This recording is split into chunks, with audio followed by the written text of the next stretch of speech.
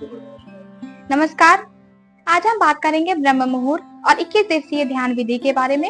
यह एक ऐसी ध्यान विधि है जिसका यदि आप 21 दिनों तक लगातार अभ्यास करते हैं तो आपकी कोई भी इच्छा, कोई भी मनोकामना पूर्ण होती है।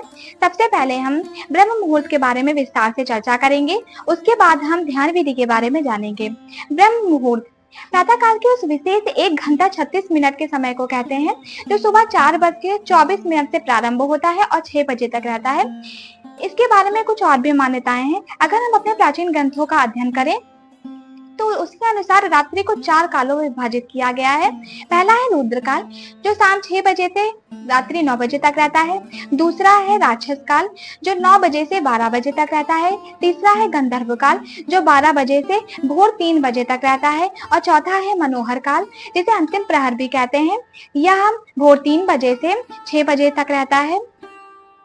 ब्रह्म मुहूर्त को लेकर जो मान्यताएं हैं वह मनोहर काल यानी 3 से 6 के बीच में ही पड़ती हैं। ब्रह्म मुहूर्त का शाब्दिक अर्थ समझने की जब हम कोशिश करते हैं तो हम जानते हैं कि ब्रह्म का अर्थ होता है देव यानी ज्ञान के देवता और मुहूर्त का अर्थ होता है समय खंड यानी एक ऐसा समय जिसमें हम ज्ञान को समझने का प्रयास करते हैं। ब्रह्म मुहूर्त को लेकर हमारे शास्त्रों में बहुत सी चर्चाएं देखने को मिलती हैं। ब्रह्म मुहूर्त के समय वातावरण में देव शक्तियां विचरण करती हैं। इसी कारण जितने भी धर्मों के देवालय होते हैं उन्हें ब्रह्म मुहूर्त में ही खोल दिया जाता है। इस समय जितनी भी नकारात्मक शक्तियां होती हैं वो सो जाती हैं और सकारात्मक शक्तियां जागृत रहती हैं। इस समय जो वायु बहती है, जो वातावरण में शुद्ध वायु होती है उसे प्राणवायु कहते हैं, क्योंकि इस समय जो दूषित हवाएं होती हैं, जो प्रदूषण होता है वो समाप्त हो जाता है और ऑक्सीजन के रूप में वातावरण में व्याप्त हो जाता है। इस समय वातावरण शांत रहता है, इसलिए जो लोग जल्दी उठ जाते हैं उनका मस्तिष्क बहुत अधिक शांत रहता है। इस समय यदि हम कोई स्टडी करते हैं, कोई प्लानिंग करते हैं, इंटरस्पेक्ट करते हैं या मेडिटेशन करते हैं तो उसमें हमें सफलता मिलती है। यह कहावत तो सभी ने सुनी होगी कि जल्दी सोना और जल्दी जागना सफलता की पहली सीढ़ी है। इसीलिए जो प्राचीन समय में लोग थे वो रात में जल्दी सो जाते थे क्योंकि इलेक्ट्रिसिटी नहीं थी और ब्रह्म मुहूर्त में ही जाग जाते थे। ये उनका प्रकृति के साथ संतुलन बनाकर चलने की एक पद्धति थी।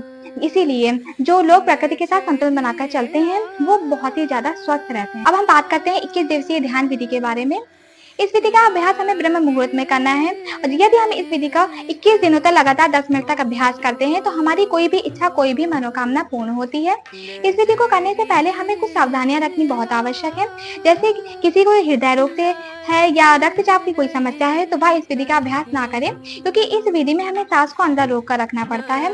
इस विधि को करने के लिए हम कुछ जानकारियां ले लेते हैं। जैसे हमारा ध्यान हमें अपने आज्ञा चक्र पर स्थित करना है। आज्ञा चक्र हमारे संकल्प का स्थान है, हमारी विजुअलाइजेशन, हमारी क्रिएटिविटी का स्थान है। इसलिए इस स्थान पर आकर जब हम अपना ध्यान केंद्रित करते हैं और अपनी इच्छा को दोहराते हैं तो हमारी इच्छा अवश्य पूर्ण होती है। ऐसा करने से पहले हमें अपनी एक इच्छा डिसाइड कर लेनी है और क्योंकि 21 दिनों तक हमें अपनी उसी इच्छा की पूर्ति के लिए इस ध्यान विधि का अभ्यास करना है।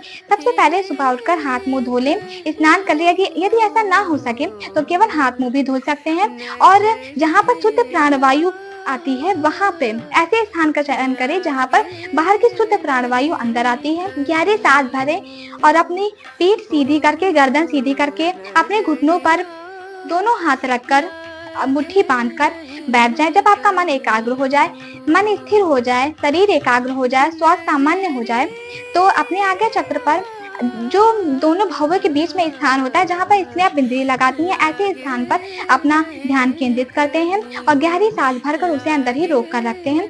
ऐसा करने से आपका जो ध्यान है वो स्थिर हो जाता है, आपका ध्यान टिका रहता है और अपने मानसिक नेत्रों से लगातार उस स्थान को महसूस करना है। उस स्थान पर आपको अपने इष्ट देवता या अपने गुरु का चित्र दिखाई देगा। उस चित्र को देखते हुए आपको अपनी मनोकामना, जो आपने इच्छा अपनी डिसाइड की है, उस इच्छा को दोहराना है एक लाइन में, जिससे वो इच्छा आप के संकल्प के स्थान पर जाकर आपके संकल्प को पूर्ण करेगी। ऐसा क्यों होता है, इस विधि की साइंस क्या है, आज हम वो जानते हैं। पहली बात, आप सभी तो जानते हैं कि हमारा आज्ञा चक्र जो हमारी विजुअलाइजेशन, हमारी क्रिएटिविटी का स्थान है, इस स्थान पर यदि हम ध्यान लगाते हैं तो वह ध्यान सफल होता है, यानी हमारी इच्छा पूर्ण होती है। दूसरी बात, जब हम अपनी सांस को अंदर भरते हैं और उसे रोक कर रखते हैं, तो हमारी पूरी बॉडी में एक इमरजेंसी की सिचुएशन लागू हो जाती है, हमारा दिमाग शांत हो जाता है, रुक जाता है, हमारे विचार रुक जाते हैं, क्योंकि हमारे पास लग्ज़री नहीं है विचार करने के लिए। हम कुछ भी नहीं सोच पाते हैं। ऐसी स्थिति में जब हम इस ध्यान विधि का प्रयोग करते हैं, तो हमारा मन पहले से अधिक एकाग्र हो जाता है। तीसरी बात, जब हम अपना ध्यान केंद्रित करके किसी इच्छा को बार-बार दोहराते हैं, तो वह इच्छा हमारे चेतन मन से हमारे अवचेतन मन में जाना शुरू हो जाती है। यानी जब हम किसी चीज़ को चुनकर उस पर ध्यान लगाते हैं, तो वह हमारे सबकॉन्शियस माइंड में जाना शुरू हो जाती है। लॉ ऑफ अट्रैक्शन के अनुसार वह हमारी इच्छा पूर्ण हो जाती है। यदि आप भी अब किसी संकट में हैं और उस संकट से बाहर निकलना चाहते हैं, तो इस ध्यान विधि का प्रयोग अवश्य करें। यह ध्यान रहे कि आपको किसी भी ऐसी इच्छा के लिए इस ध्यान विधि का प्रयोग नहीं करना है, जिसकी वजह से किसी का नुकसान हो। अन्यथा इसके दुष्परिणाम के आप ही जिम्मेदार होंगे। धन्यवाद।